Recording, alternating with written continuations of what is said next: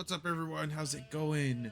In this game, we have Honorem as Jeanne d'Arc, our yellow Jeanne d'Arc, spawning on the southwestern side of Golden Pit. Haven't actually casted any games on this recently, from what I could recall.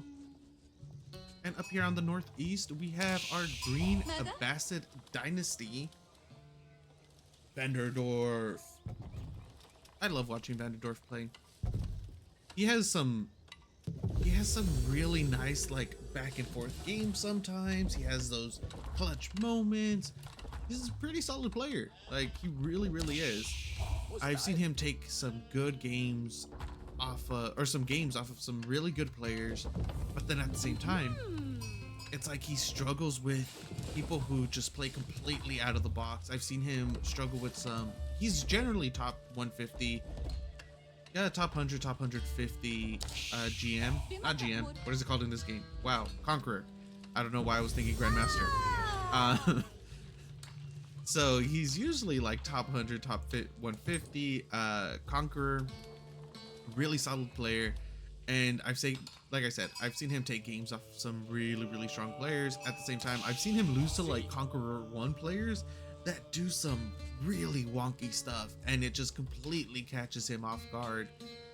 It's funny to see things like that when players are so accustomed to the meta and they just expect everybody to do very cookie cutter builds. And when you start getting creative players, random creative players who are stuck in like high Conqueror 1 to like mid Conqueror 2, just doing some really weird, out of the ordinary builds, taking games off of top 100 players, it's so amusing.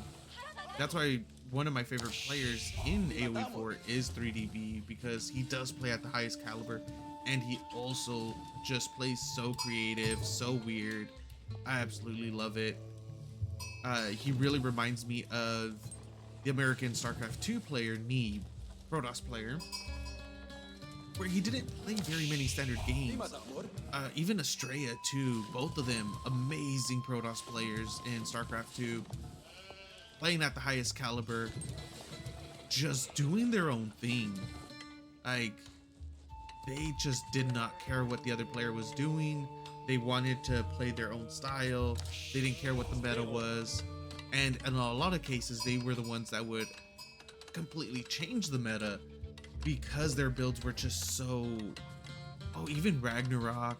There's a few of them. There's actually a few top tier Protoss players, top 2 StarCraft 2 players that are like that change the meta as soon as they jump onto the scene. But anyways, we're playing Age of Empires 4. We're not playing StarCraft 2. I could talk about SC2 for hours. We have School of Cavalry coming down for Jeanne d'Arc, and we have the Eco Wing getting attached to the House of Wisdom by VanDerDorf. Looks like they'll be pretty solid. Like, it's very normal for Jeanne d'Arc or French to go into the School of Cavalry, especially on this map, because you literally have no other choice. Going for Chamber of Commerce is like, why? There's no trade on this map. So if you go Chamber of Commerce on this map, you're either throwing on purpose, or you think you're that good that you could just basically not have a feudal age landmark and still win. Of course, with the economic wing, that does mean VanDerDorf is going to be going into at minimum a 2 TC play. We'll see where he stops though, if he tries to go into like a 3 TC, or if he's just going to stay at a 2 TC, which I would assume it'll be a 2 town center, because he is going against Jeanne d'Arc. So you shouldn't really be playing that greedy. You honestly shouldn't be going up to a 3 or 4 town center build. Nice little... Oh, is he going to be able to make it out with his... Yes! VanDerDorf does make it out with his scout while stealing sheep that was just about to become at Honorem. So solid right there. Good job, Mr. VanDerDorf. He is opting to go into the barracks first before he goes into the second TC. Makes sense. He does want to start getting a few spears out before those Royal Knights start coming in and doing a ton of damage for free. That's a scout on the eastern side. Where's the first Royal Knight? Down here on the south. Second one will be popping out. Keep in mind, Jeanne d'Arc herself has been nerfed significantly as well. So she no longer gains experience from normal or from wolves. She only gains experience from enemy units, boars, and of course passively. And that alone is actually a pretty big nerf. I didn't think it was going to be that massive until I actually started playing her to test her, and not getting experience from wolves is actually really huge. It's 7 experience, I believe, per wolf, or it was anyway, 7 experience per wolf, right? And on average, there's anywhere between 8 to like 12 wolves on the map. So she's, let's just say, I think there's about 8 to 10 wolves per map. So she used to get 56 to 70 experience for free just because she was moving across the map. And now all that experience is just gone.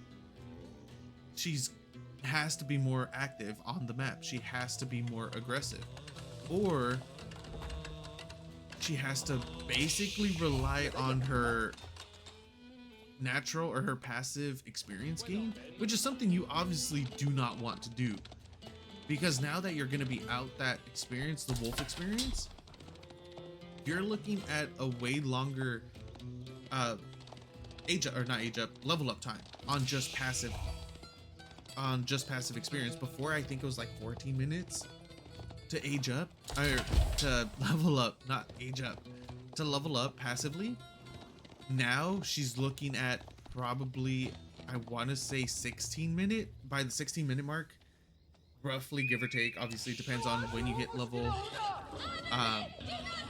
or when, if you're able to grab the both boars, if you have any other kills. Let's say she's around when you get the scout kill, you know, a lot of variables. Just let's say she grabs both boars. I think now it's about the 16.5-minute mark that she'll be able to get it passively. And that's a lot. Like, that's a huge difference. 2 to 3 minute difference is huge. That could be the difference between your opponent going into castle and getting a few crossbows out, spears, lancers. Oh, speared. Oh, no reaction from VanDerDorf over here on his gold. He is a little busy trying to defend up here on the northern side. VanDerDorf has a total of 5 spears, so he would be able to deal with the Royal Knights.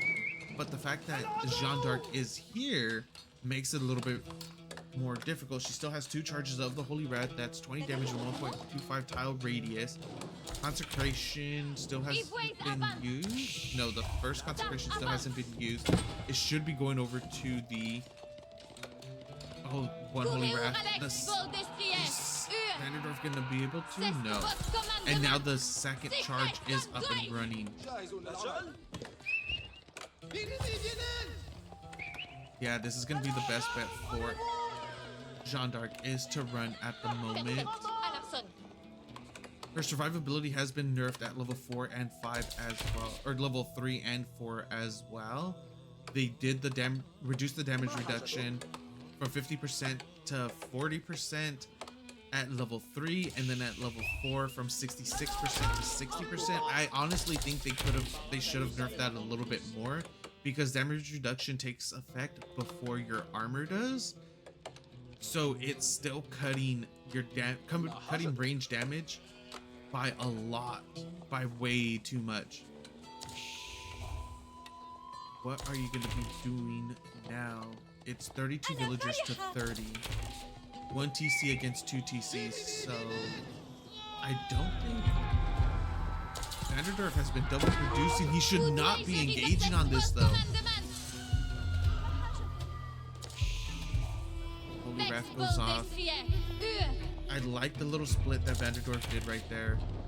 Force the Holy Wrath to be used only on 2 spears instead of the entire batch, but she's gonna be running back in.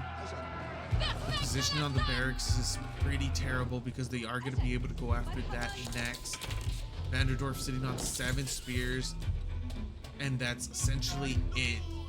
Jeanne d'Arc has 13 archers, 8 royal knights, Jeanne d'Arc herself, and of course the scout. Double stables coming up now for VanDerDorf. He knows that these archers are coming, that it's inevitable, because this is what the French do. This is what French has been doing for 2 years now, so he knows what's going on.